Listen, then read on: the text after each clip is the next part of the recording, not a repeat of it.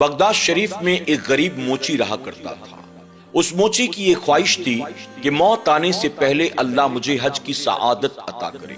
وہ موچی حج کے لیے جانا تو چاہتا تھا لیکن اس کی حیثیت نہیں تھی۔ وہ چاہتا تھا کہ وہ خانہ کعبہ کا طواف کرے، گنبد خضرا کی زیارت کرے، لیکن وہاں تک جانے کے لیے اس کے پاس اسباب نہیں تھے۔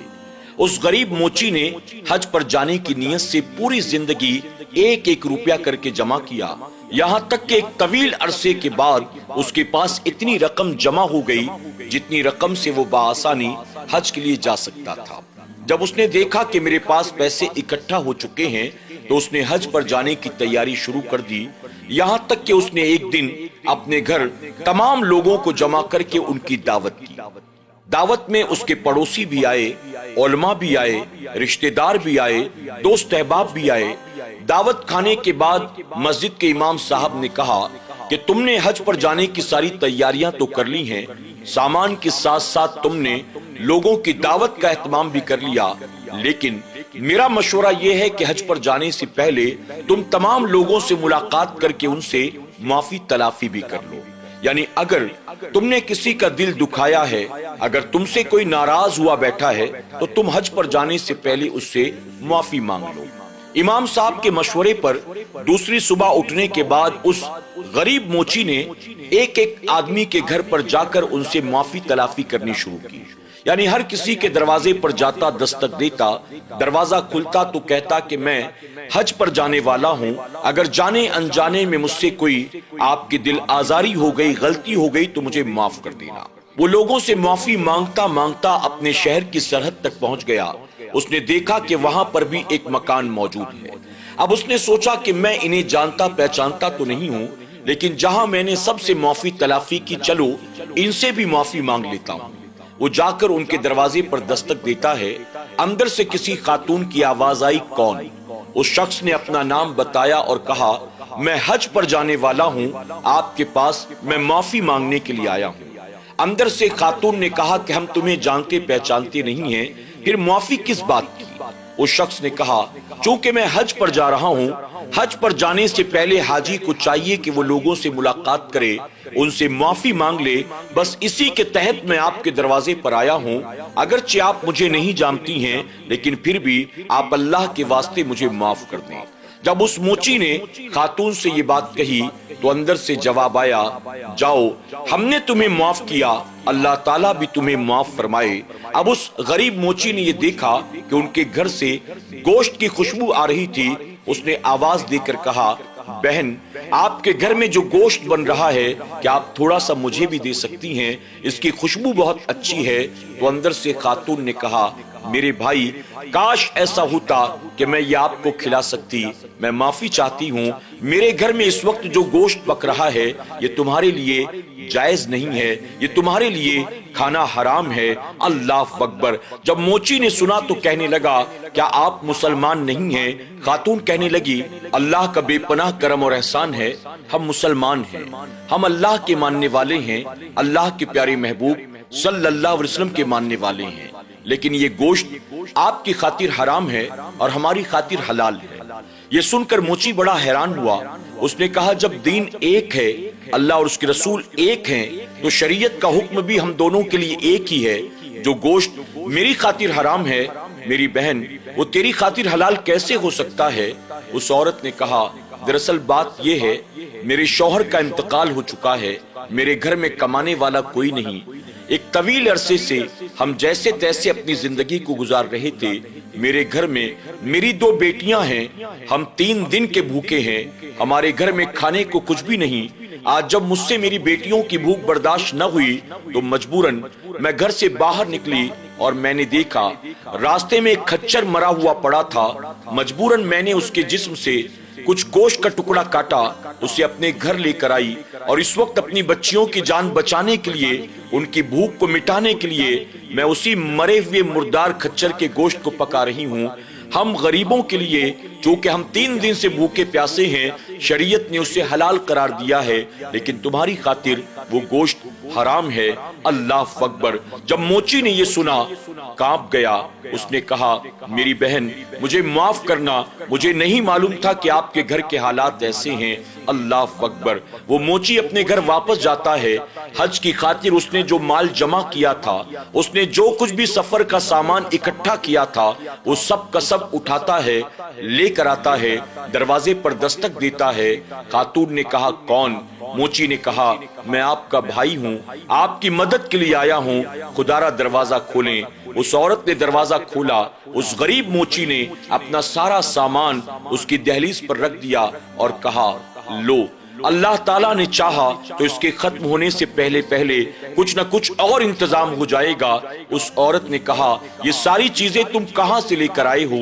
اس غریب موچی نے کہا بہن میں نے حج کی خاطر جو کچھ بھی اکٹھا کیا تھا، آج آپ کے گھر کے حالات کو دیکھ کر وہ سب کچھ میں آپ کے حوالے کرتا ہوں۔ اللہ نے زندگی دی، اگر میرے مقدر میں ہوا تو حج پر پھر کبھی چلے جائیں گے۔ اس وقت میرے حج پر جانے سے زیادہ ضروری آپ کے گھر کے کھانے پینے کا سامان ہے۔ اللہ اکبر۔ جب موچی نے یہ کہا اس عورت کی آنکھوں میں آنسو بھر آتے ہیں۔ اس نے اپنے ہاتھوں کو اٹھایا اور اٹھا کر عرض کرتی ہے آج آپ نے میری خاطر جو قربانی دی ہے، میں قیامت کے دن اپنے نانا کی بارگاہ میں آپ کی سفارش کروں گی، اللہ تعالیٰ ضرور اس کا اجر آپ کو دونوں جہاں میں عطا کرے گا۔ جب اس موچی نے یہ سنا کہ یہ حضور اکرم صلی اللہ علیہ وسلم کو نانا کہہ کے پکارتی ہے تو تڑپ اٹھا، عرض کرتا ہے کہ آپ سید زادی ہیں؟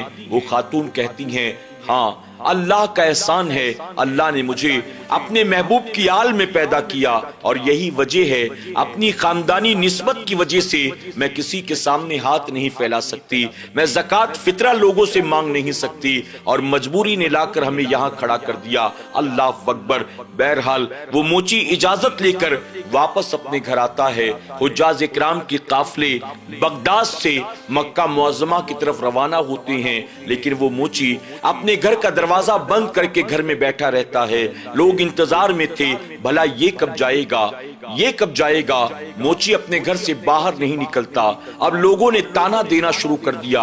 اس موچی کی بیوی جب بازار جاتی تو لوگ اس کو تانا دیتے، اس کے بچے باہر کھیلنے کو نکلتے تو لوگ بچوں کو تانا دیتے، یہاں تک کہ لوگ موچی کو برا بھلا کہنے لگے، تمہارا باپ، تمہارا شوہر آخر کیسا ہے؟ اللہ تعالیٰ نے اس کو کتنا خوبصورت موقع عطا کیا تھا، اس کے پاس حج پر جانے کا سارا انتظام تھا، اس کے باوجود بھی ظالم نہ گیا۔ کتنا بدبخت ہے، کتنا برا انسان ہے، کتنا بخیل انسان ہے۔ لوگ برا بھلا کہتے رہے، تانا دیتی رہے۔ وہ موچی اپنے گھر کے دروازے کو بند کر کے گھر میں بیٹھا رہا، روتا تھا، رب کی بارگاہ میں دعائیں کرتا تھا، لیکن اس کے باوجود اس نے کسی کو اف تک نہ کہا۔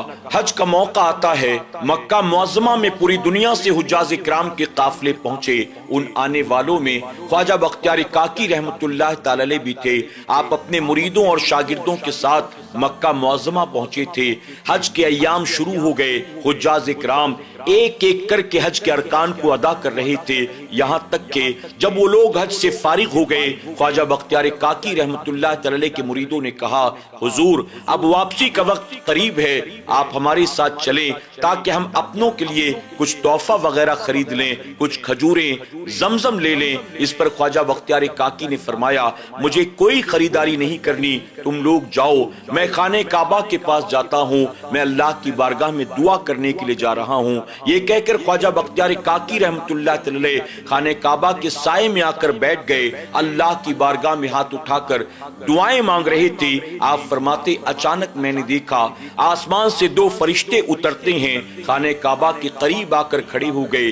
ایک فرشتے نے دوسرے فرشتے سے کہا تمہیں پتا ہے اس سال اللہ تعالیٰ نے تمام حجاج اکرام کے حج کو قبول کر لیا؟ تو دوسرے نے کہا اس سال کتنے لوگوں نے حج ادا کیا ہے؟ پہلے فرشتے نے کہا اس سال 2 لاکھ لوگوں نے حج کو ادا کیا اور اللہ نے ان تمام 2 لاکھ لوگوں کے حج کو قبول فرما لیا۔ اس پر اس فرشتے نے حیرت سے کہا اچھا ان تمام 2 لاکھ لوگوں کے حج کو اللہ نے بھلا کیسے قبول فرمایا؟ اس پر فرشتہ جواب دیتا ہے اللہ کا ایک نیک بندہ جو بغداد میں رہتا ہے، بہت غریب ہے، موچی ہے جو حج پر آنا چاہتا تھا وہ حج پر نہ آ سکا، اللہ نے اس کی برکت سے اس سال تمام لوگوں کے حج کو قبول کر لیا۔ اللہ اکبر۔ خواجہ بختیار کاکی رحمت اللہ تعالی فرماتے ہیں جب میں نے یہ سنا تو مجھے بڑا تعجب ہوا، میں نے فرشتوں کے قریب جا کر کہا فرشتوں مجھے بھلا بتاؤ تو صحیح آخر وہ اللہ کا نیک بندہ کون ہے جو حج پر آنا چاہتا تھا حج پر نہیں آ سکا، اس کے باوجود اللہ نے اس کی برکت سے سب کے حج کو قبول کر لیا، وہ ہے کون، کہاں رہتا ہے، میں اس سے ملاقات کرنا چاہتا ہوں۔ خواجہ بختیار کاکی رحمت اللہ تعالی مکہ معظمہ سے سفر کرتے ہوئے بغداد شریف پہنچتے ہیں۔ آپ بغداد شریف میں اس موچی کے علاقے کو تلاش کرتے ہیں، آپ وہاں جا کر اس کا پتہ ڈھونڈتے ہیں اور پھر دروازے پر دستک دیتے ہیں۔ اندر سے موچی نے پوچھا کون ہے؟ آپ نے فرمایا میں بختیار کاکی ہوں، ہندوستان کا رہنے والا ہوں، اس وقت مکہ معظمہ سے حج ادا کر کے تم سے ملاقات کرنے کے لیے آیا ہوں۔ موچی نے گھر کا دروازہ کھولا اور کھول کر کہا آپ مجھ سے ملاقات کرنے کے لیے آئے ہیں، آخر کیا بات ہے؟ اس پر خواجہ بختیار کاکی نے کہا اے اللہ کے بندے مجھے بتا آخر تو نے وہ کون سا نیک عمل کیا کہ جس کی وجہ سے اللہ تعالیٰ نے اس سال تمام حجاج اکرام کے حج کو قبول فرما لیا۔ یہ سن کر موچی کی آنکھ میں آنسو بھر آتے ہیں، وہ کہتا ہے خدا را یہ بات آپ کسی کے سامنے نہ کریے گا، لوگ مجھے پہلے ہی تانا دے رہی ہیں، لوگ مجھے پہلے ہی برا بلا کہہ رہی ہیں، اگر کسی نے یہ بات سن لی تو لوگ مجھے دیوانہ کہیں گے، لوگ مجھے پاگل اور مجنوں کہنا شروع کر دیں گے۔ خواجہ بختیار کاکی فرماتے نہیں میں جو کچھ کہہ رہا ہوں یہ بات بالکل صحیح ہے، میں نے خود خانہ کعبہ کے سائے میں فرشتوں سے یہ بات اپنے کانوں سے سنی ہے، لیکن اس موچی کو اس بات پر یقین نہ ہوا۔ خواجہ بختیار کاکی نے اس سے ملاقات کی، آپ نے اسے مبارکباد دی، آپ نے فرمایا مجھے بتا تو صحیح تو نے وہ نیک کام کون سا کیا؟ وہ غریب موچی کہتا ہے میرے پاس کوئی نیکی نہیں ہے، البتہ میں نے ایک کام ضرور کیا ہے، میں نے حج پر جانے کے لیے جو پوری زندگی پیسہ جمع کیا تھا، میں نے سفر حج کا جو سامان اکٹھا کیا تھا، ایک غریب سیدہ زادی کو دیکھ کر ان کی بچیوں کی بھوک کو دیکھ کر میں نے اپنا وہ سب کچھ ان کے حوالے کر دیا ہے۔ خواجہ بختیار کاکی نے جب سنا آپ نے اس موچی کو اپنے سینے سے لگایا، اس کی پیشانی کو چوم کر آپ نے فرمایا یقیناً یہی تیری وہ نیکی ہے کہ جس کی برکت سے اللہ نے اس سال 2 لاکھ لوگوں کے حج کو قبول فرما لیا، تجھے بہت بہت مبارک ہو۔ یہ کہہ کر آپ اجازت لیتے ہیں، وہاں سے رخصت ہوتے ہیں۔ جب غریب موچی رات اپنے بستر پر سو رہا تھا اس کے خواب میں اللہ کے پیارے محبوب صلی اللہ علیہ وسلم تشریف لاتے ہیں۔ جب اس نے حضور اکرم صلی اللہ علیہ وسلم کو دیکھا ادب سے سلام کرتا ہے، حضور اکرم صلی اللہ علیہ وسلم نے فرمایا اے شخص تو نے میری بیٹی کی مدد کی، اللہ تعالیٰ اس کے عوض تجھے یہ انعام عطا کرتا ہے کہ بن حج پر گئے اللہ نے تجھے حج کی سعادت عطا کر دی ہے۔ اور سن تو اس سال حج پر جانے والا تھا لیکن تجھے صرف اسی سال حج پر جانے کا ثواب نہیں ملے گا بلکہ قیامت تک ہر سال تجھے اللہ حج پر جانے کا ثواب عطا فرمائے گا۔ اللہ اکبر۔ جب اس نے یہ خواب دیکھا اسے یقین ہو گیا کہ میں نے جو سیدہ کی مدد کی اللہ نے اس کے عوض مجھے یہ انعام عطا فرمایا ہے۔ بغداد کا وہ غریب موچی جو حج پر جانے کی طاقت نہیں رکھتا تھا لیکن شوق تھا حج پر جانے کا، اس نے ایک روپیہ جمع کیا اور جب حج پر جانے کا وقت قریب آیا ایک غریب سیدہ کی پریشانی کو دیکھ کر اس نے اپنا سب کچھ ان کے حوالے کر دیا۔ اللہ تعالیٰ نے اس کی اس قربانی کو ایسا قبول کیا کہ اللہ نے بن حج پر گئے اسے حج کی سعادت بھی عطا کر دی، اور اس کی اس نیکی کی برکت سے اللہ نے تمام حجاج اکرام کے حج کو بھی قبول فرما لیا، اور اسے قیامت تک اللہ ہر سال حج کا ثواب بھی عطا فرمائے گا۔ آج ہمارے معاشرے میں بہت سے ایسے لوگ موجود ہیں جن کو اللہ نے مال و دولت عطا کیا ہے، انہوں نے کئی بار حج ادا کر لیا، وہ ہر سال کئی بار عمرہ بھی کرتے ہیں، لیکن کیا کبھی انہوں نے خود آگے بڑھ کر کسی سید زادی کی، کسی سید کی مدد کرنے کی کوشش کی، اپنی مسجد کے غریب امام کی، غریب مؤذن کی، کسی بیوہ کی، کسی یتیم کی، کسی بیمار کی، کسی کمزور کی، کسی پریشان حال کی مدد کرنے کی کوشش کی۔ وہ تو صرف اس کوشش میں لگے ہوئے ہیں کہ کل لوگ کہیں فلاں صاحب نے 18 حج ادا کیے، فلاں صاحب نے 60 عمرہ ادا کیے،